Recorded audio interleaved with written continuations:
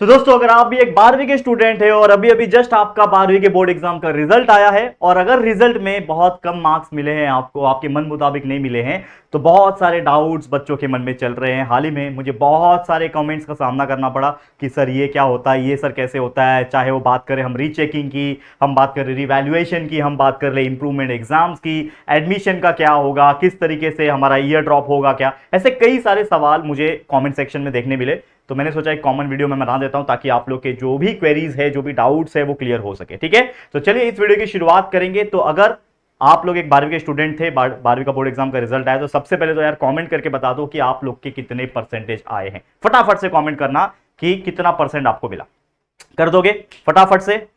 Science stream के हो चाहे कॉमर्स स्ट्रीम के हो, कमेंट सेक्शन में पूरा परसेंटेज से भरा होना चाहिए। मैं चेक करना चाहता हूं कि हमारे कितने ऐसे बच्चे हैं जिनका परसेंटेज बेहतरीन आया हुआ है। ठीक है, अब एक सबसे इंपॉर्टेंट चीज देखो, ये जो वीडियो होने वाला है ये साइंस के लिए भी होगा, कॉमर्स के लिए भी होगा, दोनों स्टूडेंट्स देख सकते हैं। ठीक है, क्योंकि कुछ ऐसी चीजों के बारे में बात करेंगे जो दोनों के लिए जरूरी है, चाहे वो हम रीचेकिंग प्रोसेस की बात कर ले, रिवैल्यूएशन की बात कर ले, इंप्रूवमेंट एग्जाम्स क्या होता है उसके बारे में बात कर ले, एलिजिबिलिटी क्राइटेरिया क्या होता है अलग अलग कॉम्पिटिटिव एग्जाम्स के लिए उसके बारे में बात कर ले। तो कुछ चीजें कॉमन है, लेकिन खास करके ये जो वीडियो मैं बना रहा हूं उन बच्चों के लिए बना रहा हूं जिनके मार्क्स कम आए। ठीक है, अगर आपके मार्क्स कम है ना, तो ये वीडियो ज्यादा इंपॉर्टेंट है। लेकिन अगर आप एक ऐसे स्टूडेंट है जिनको ऑलरेडी बहुत अच्छे मार्क्स मिले, यानी कि अगर आपका जो परसेंटेज है वो ऑलरेडी 75 प्लस आया हुआ है, तो मुझे नहीं लगता कि आपको ये वीडियो देख के कुछ ज्यादा बेनिफिट होगा। हाँ, इंफॉर्मेशन पॉइंट ऑफ व्यू आप ये वीडियो देख सकते हो, लेकिन अगर ऑलरेडी 75 के ऊपर परसेंटेज निकाल चुके हो तो यार आप हर एक एग्जाम के लिए एलिजिबल हो। आप फ्यूचर में गवर्नमेंट जॉब्स जो होते हैं या फिर कोई ऐसे चीजें होती है, इंटरव्यूज होते हैं, उसके लिए भी एलिजिबल है। नॉर्मल तौर पे क्या होता है, जैसे मैं एक इंजीनियर हूं, I am a automobile engineer, मैंने अपने लाइफ में बहुत सारे इंटरव्यूज दिए और बहुत सारे गवर्नमेंट जॉब्स भी दिए। हालांकि गवर्नमेंट जॉब्स मैंने अच्छे खासे दिए हैं, यूपीएससी लेवल तक मैंने दिया है, लेकिन जितना प्रिपरेशन करना चाहिए था उतना नहीं किया। मैं एकदम ऑनेस्टली बोलना चाहता हूं। तो मैं पहले ही एक ही अटेम्प्ट दिया है मैंने यूपीएससी का, जो कि one of the most toughest exam माना जाता है, आपको पता ही होगा। यूपीएससी का मैंने एक ही अटेम्प्ट दिया है और उसमें मैं प्रीलिम्स में भी क्वालिफाई नहीं कर पाया था। मैं सीधा सीधा बोलता हूं, क्योंकि वो बहुत टफ एग्जाम होता है। और ये बात है लगभग लॉकडाउन के अगले साल, यानी जैसे ही लॉकडाउन लिफ्ट हुआ उसके एक साल के बाद की बात है। तो मैंने इतना खास प्रिपरेशन नहीं किया था, क्योंकि मैं टोटली इन्वॉल्व हुआ था हमारे मेन चैनल जेआर ट्यूटोरियल्स को खड़ा करने में। और आप देख सकते हो आज हमने उस चैनल को काफी बड़ा कर दिया है, 2 मिलियन तक पहुंचा दिया। ठीक है, चलो वो बात तो बाद में हो गई।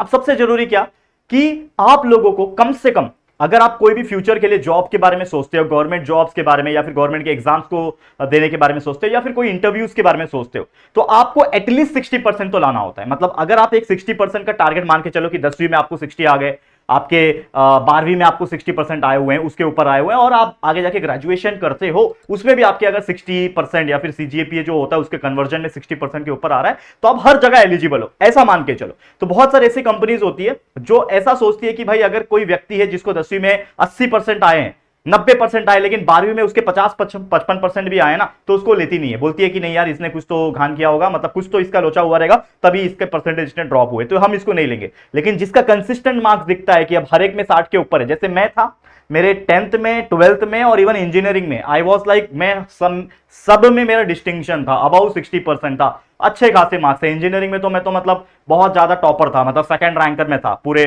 Automobile engineering department. तो चलो, मैं था एलिजिबल, तो मैं हर एक एग्जाम दे सकता था, गवर्नमेंट एग्जाम हो, हर एक इंटरव्यूज दे सकता था, जहां जहां मैं, मेरा जो डिग्री है वो अलाउ करता था मेरे को वहां पे। तो ये तो बात आपको क्लियर हो गई होगी सबसे पहले। ठीक है, अब दूसरी बात ये है कि भाई बहुत सारे कॉम्पिटिटिव एग्जाम भी साइमल्टेनियसली आप दोगे या फिर दे रहे होंगे या फिर दे चुके होंगे। उसके अब जैसे जेई है तो जेई मेंस हो गया, जेई एडवांस आपको देना, तो उसके लिए भी एलिजिबिलिटी क्राइटेरिया है। तो सारे एलिजिबिलिटी क्राइटेरिया के बारे में सबसे पहले हम बात कर लेते हैं। ठीक है, तो सबसे पहले मैं बात कर लेता हूं एलिजिबिलिटी। वैसे तो 2 नंबर पे रखा है मैंने इसको, लेकिन हम सबसे पहले इसी के बारे में बात कर लेंगे, क्योंकि बच्चों को जानना जरूरी होता है एलिजिबिलिटी क्राइटेरिया के बारे में।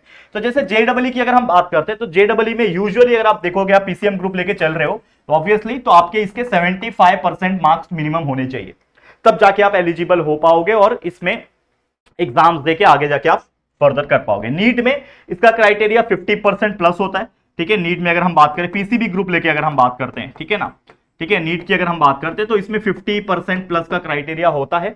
और बात कर ले एमएसटी सीईटी की, तो एमएसटी सीईटी में भी अगर आप देखोगे तो 2 चीज है। एक तो अगर आप एक अनरिजर्व, जिसको हम लोग जनरल भी बोलते हैं, ठीक है ना, जनरल कैटेगरी के बच्चे हो, तो आपका पीसीएम ग्रुप में अगर हम बात कर ले तो इसमें 135 मार्क्स प्लस होना चाहिए। करेक्ट है, 135 मार्क्स प्लस होना चाहिए। और अगर आप एक ऐसे व्यक्ति हो जो रिजर्व कैटेगरी में आ जाते हो, यानी अगर आपका कोई कास्ट है लाइक SC ST, ठीक है ना, OBC NT, ऐसे कुछ कास्ट होते हैं तो इनके लिए क्या होता है, थोड़े मार्क्स कम हो जाते हैं, तो इसके लिए शायद 120 होता है।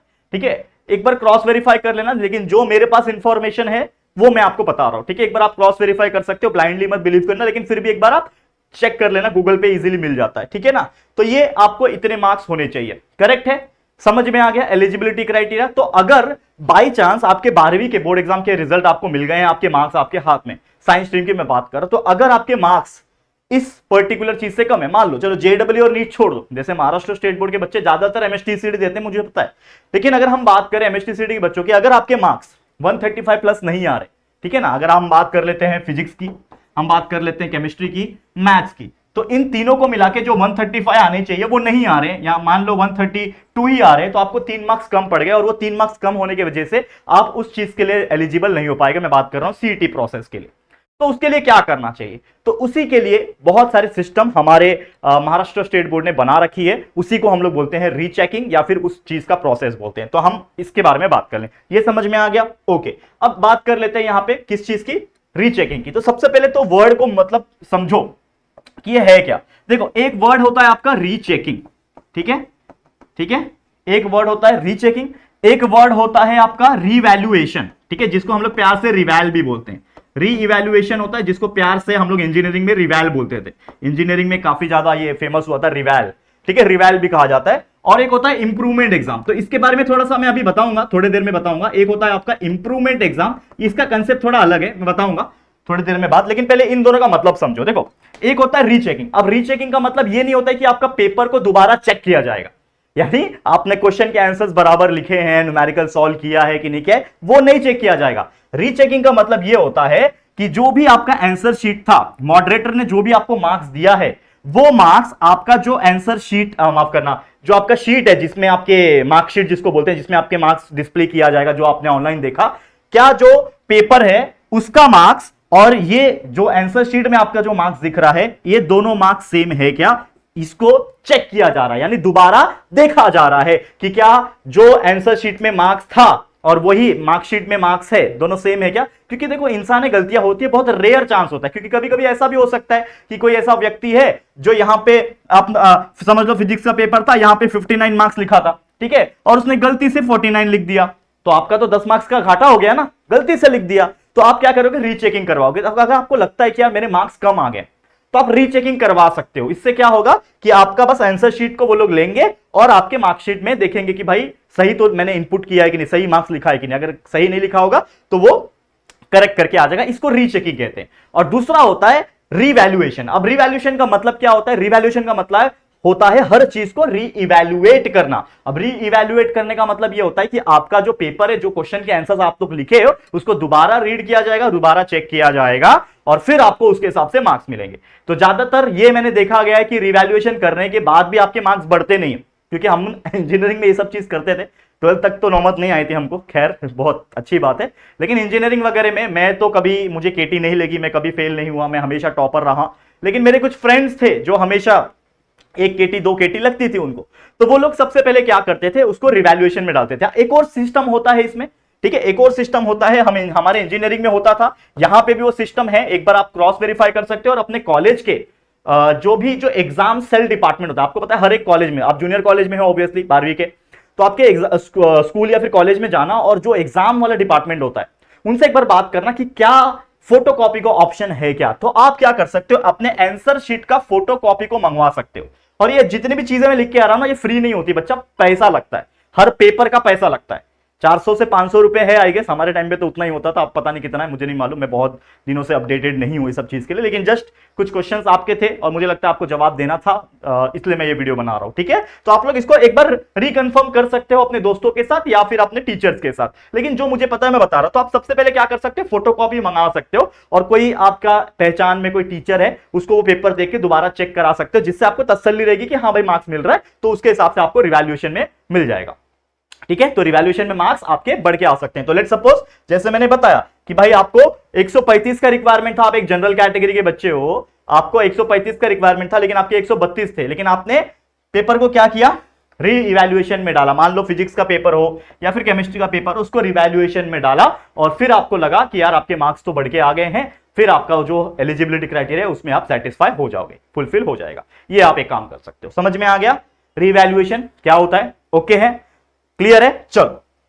तो फोटोकॉपी हो गया, रीचेकिंग हो गया, रिवैल्यूएशन हो गया। क्या होता है इसका प्रोसेस, कैसा होता है? वैसे तो ऑनलाइन फॉर्म भी होते हैं, लेकिन आप कॉलेज में जाके बात कर लोगे तो ज्यादा बेटर है, तुरंत चले जाना। और कुछ ऐसे भी सवाल मैंने देखे थे एक दो बच्चों के, मुझे अचानक याद आ गया कि सर हमारा रिजल्ट डिस्प्ले नहीं हो रहा है, उसमें आ रहा है कि कुछ तो वर्ड थे यार, मुझे याद नहीं आ रहा आपके कमेंट, लेकिन थे कि रिजल्ट नहीं है। तो आप लोग सबसे पहले तो क्या करोगे, अगर कुछ भी दिक्कत है तो आप सीधा आपके कॉलेज में कांटेक्ट करोगे, जहां पे भी आपका एग्जाम डिपार्टमेंट होता है आपके स्कूल का, कॉलेज का, उसमें जाके एक बार कांटेक्ट करो। वो लोग फिर बोर्ड से बात करके आपका प्रॉब्लम को रिजॉल्व करेंगे, ठीक है? या फिर हो सकता है कुछ दिक्कत आ जाती है, पेपर मिस हो गया था या फिर पेपर ही सबमिट नहीं हुआ, ऐसा भी कभी कभी होता है, बहुत रेयर केस है, डरो मत, लेकिन हो जाएगा, टेंशन मत लेना ज्यादा, ठीक है? ये हो गया। अब बात कर लेते हैं इंप्रूवमेंट एग्जाम की। तो देखो सबसे ज्यादा बच्चे जो क्वेश्चंस मुझे पूछ रहे थे वो था इंप्रूवमेंट एग्जाम के रिगार्डिंग में। तो सबसे पहले समझते हैं कि इंप्रूवमेंट एग्जाम होता क्या है। तो देखो, अगर आप एक ऐसे स्टूडेंट हो जिनको मार्क्स आए हैं मान लो 65% और आपको ऐसा लगता है कि नहीं यार हमें 66% आने चाहिए, या फिर इसको हम ग्रुपिंग क्राइटेरिया से भी डिस्क्राइब कर सकते हैं कि अगर मान लो, जैसे मैंने आपको थोड़ी देर पहले बताया था कि हमारा पीसीएम में मान लो 135 प्लस का टारगेट है, क्योंकि अगर आप एक जनरल कैटेगरी के बच्चे हो तो आपका पीसीएम मिला के 135 मार्क्स होने चाहिए। लेकिन अगर आपको मार्क्स आ रहे हैं 132 मार्क्स, तो आपको 3 मार्क्स की कमी रह गई। तो आपको ऐसा लगता है कि यार मेरे जो सब्जेक्ट्स होंगे उसमें 2-3 मार्क्स तो बढ़ सकते हैं पीसीएम में और मैं एलिजिबल हो जाऊंगा। तो इस कैटेगरी में, इस केस में आप क्या कर सकते हो, आप इंप्रूवमेंट एग्जाम जो है वो दे सकते हो। इंप्रूवमेंट एग्जाम की अगर हम बात करते हैं मोटा मोटा, तो वो जुलाई के मंथ में होता है और वो एग्जाम में आपको फिजिक्स है, मान लो साइंस स्ट्रीम के बच्चे हो तो फिजिक्स है, केमिस्ट्री है, मैथ्स एंड बायोलॉजी, अगर आपने चारों दिया है तो आपको चारों के चारों सब्जेक्ट का री एग्जाम देना पड़ता है। मतलब एक तरीके से ये एक ऐसा एग्जाम है जो आपको दोबारा सब कुछ पढ़ के री एग्जाम देना पड़ता है, जिसको बोलते हैं इंप्रूवमेंट एग्जाम। नाम से ही पता चलना चाहिए, improvement exam is to improve your marks. आपके मार्क्स से आप खुश नहीं हो, आपके मार्क्स से आप सेटिस्फाइड नहीं है, तो आप अपने आप को एक और मौका देना चाहते हो और जुलाई के मंथ में आप एक और एग्जाम दोगे जिसमें आप सब कुछ दोबारा अच्छे से पढ़ोगे और अच्छे मार्क्स निकालोगे। तो ये होता है इंप्रूवमेंट एग्जाम। तो क्या इंप्रूवमेंट एग्जाम देना चाहिए? क्या देखो, उन बच्चों को ही इंप्रूवमेंट एग्जाम देना चाहिए जिनके ग्रुपिंग क्राइटेरिया में 3-4 मार्क्स से आप पीछे रह जा रहे हो, तो उन बच्चों को देना चाहिए। लेकिन जिन बच्चों को ऑलरेडी ठीक ठाक मार्क्स आए हुए हैं, 60% के ऊपर है, 75% के ऊपर है, तो यार उनको कोई जरूरत नहीं है यार, कोई लालच करके जरूरत नहीं है। 1-2% कोई मैटर नहीं करेगा, अनलेस एंड अनटिल आप कोई ग्रुपिंग क्राइटेरिया के लिए या फिर किसी चीज के लिए आप रह जा रहे हो ना, तो मैटर करता है, अदरवाइज मैटर नहीं करता है। तो उन्हीं बच्चे को देना चाहिए, जैसे मैंने बोला कि जिनका कुछ ग्रुपिंग क्राइटेरिया 2-4 मार्क्स से रह रहा है, उनको इंप्रूवमेंट एग्जाम देना चाहिए। अब इसी के साइमल्टेनियसली में एक और एग्जाम होता है जिसको हम लोग री एग्जाम या फिर एक तरीके से रिपीटर एग्जाम भी कहते हैं। अब ये रिपीटर एग्जाम होता क्या है, यानी एक तरीके से इसको इंप्रूवमेंट एग्जाम के कैटेगरी में रखा जाता है, लेकिन what do mean by repeater exam?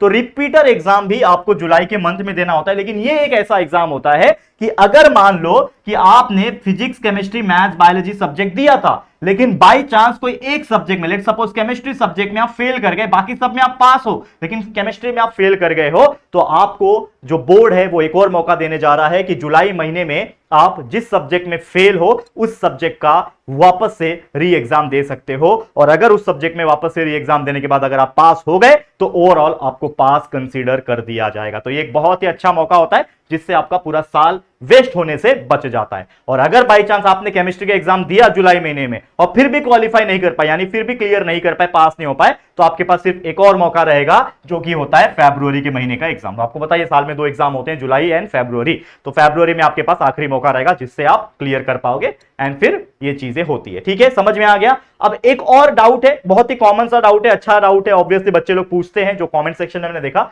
कि सर अगर ऐसा है कि फिजिक्स में बहुत अच्छे मार्क्स है, केमिस्ट्री में बहुत अच्छे मार्क्स है, मैथ्स में भी बहुत अच्छे मार्क्स है, ठीक है, लेकिन सर बायो में मजा नहीं आया मेरे को, ठीक है, तो क्या मैं सिर्फ एक सब्जेक्ट का इंप्रूवमेंट एग्जाम दे सकता हूं क्या? नहीं बच्चा, अगर आप इंप्रूवमेंट एग्जाम देने जा रहे हो तो ये मान के चलो, ये जान लो कि आपको पूरा का पूरा चारों सब्जेक्ट ही देना पड़ेगा। इंप्रूवमेंट एग्जाम में कोई एक सब्जेक्ट नहीं दे सकते। हां, इसमें अगर आप एक सब्जेक्ट में फेल थे तो आपकी मर्जी है, आप चारों एग्जाम वापस से दे दो या फिर सिर्फ एक ही एग्जाम जिसमें फेल हो वो दे दो, तो ये आपकी मर्जी होती है, बाकी कुछ नहीं। तो उम्मीद करता हूं कुछ जो डाउट्स आपके मन में थे वो क्लियर हो गए होंगे। क्लियर है? ओके। अब एक और जो डाउट है आप लोग का जो कि एडमिशन प्रोसेस का, तो जैसे मैंने ऑलरेडी बहुत पहले भी बताया हुआ था, नहीं बताया तो कोई बात नहीं।